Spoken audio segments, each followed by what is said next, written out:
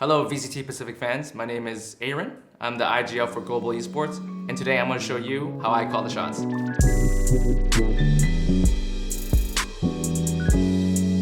Okay, so this is our pistol round against DRX during week 2 of VCT Pacific. This is the pistol round of the second half. A lot of the pistol rounds are called by me. They're not really done by the coaches. The coaches do help a little bit, but the coaches realize that I have a thing for pistols, and recently I think we have a 69% pistol rate, which is, to me, like I just saw this the other day, it's crazy to me. And the thing with DRX is that we know DRX is quite a group team, as we can see right here. They're on the C site, really grouped. That's how they really run their pistols a lot of the time. We thought, against a team of this caliber and their style, I knew we had to bring the aggression to them. We had to rush them and we had to make the play. So as you can see here in the pre-round, I'm just kind of playing near this B side here.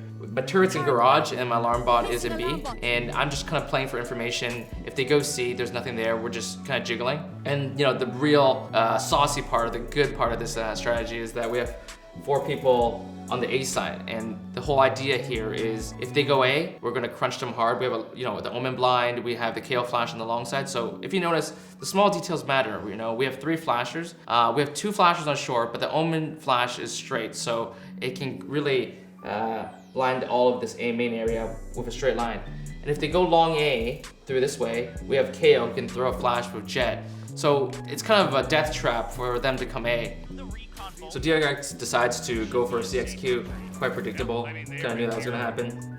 So as you see, our team is moving really quickly here on the flank side. So I've already called that's a CXQ. The team doesn't know because there could be people hiding, anywhere between outside garage and T-spawn. Right now, it's a really important decision. It's not just a simple fact that we have 4 people flanking the enemy and it's, everyone goes flank or blah, blah, blah. It's really important, the decisions here, because there could be a person watching where we're going, hiding. So we have to clear him. He can hear our footsteps. So a big reaction, when teams know that you're flanking heavily, it means that the other side, where I am here in garage and CT, is weak. So as you'll see later, DRX has a reaction, and I don't think it's the worst reaction, but the natural reaction is to push garage or push CT, which they do one of those later in the round. But going back to what my team is doing, it takes a lot more practice than people realize. When right now in this moment where there's 4 people together, they have to decide who's flanking, who's gonna go back to garage, and who's going back to CT spawn. So in this exact moment, after the team breaks up, I kind of hear a lot of people towards site. So for me, this is an instant call. It's like, there's a lot of people close to site. Maybe they're gonna push garage. Maybe they're pushing spawn. And the reason why DRX is doing this is because when they entered site, there was no issues. There was nobody hiding anywhere here. There was no utility thrown by our team. So they realized very quickly that we're probably flanking. So instantly, I make the call that we're not gonna flank heavy, because the turret also spots us here, I believe.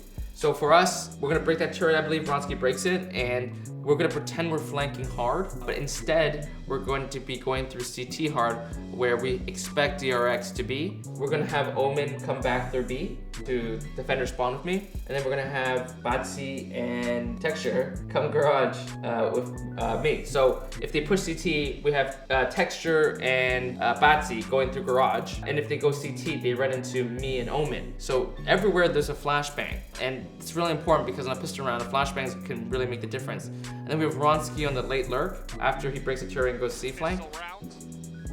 So Omen comes to me, 2 guys here.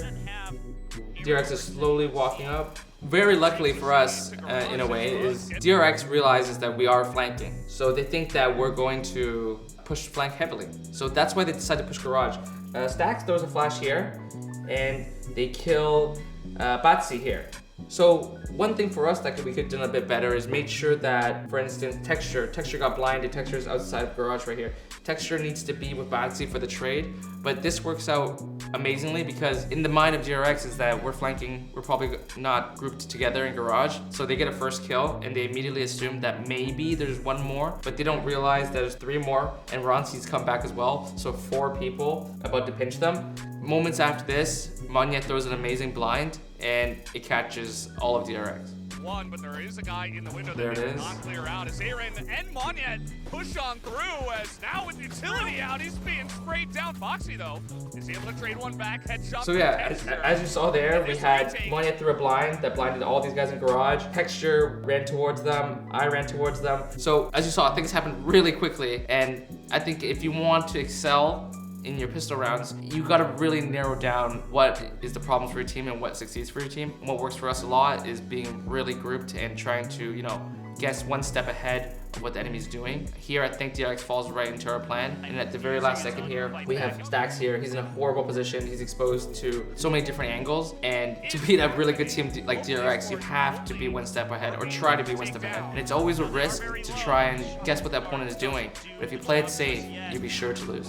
So RB gets a kill here, and it's very close actually, but the Frenzy God, so there was not much for him to do there. So there you have it. Thank you guys for tuning in. That's how I call the shots. Hope you guys enjoyed it. Hope you guys learned a lot. And if you want to see more clips like this, learn more about the game, learn more about my team, make sure to tune into VCT Pacific. Thank you.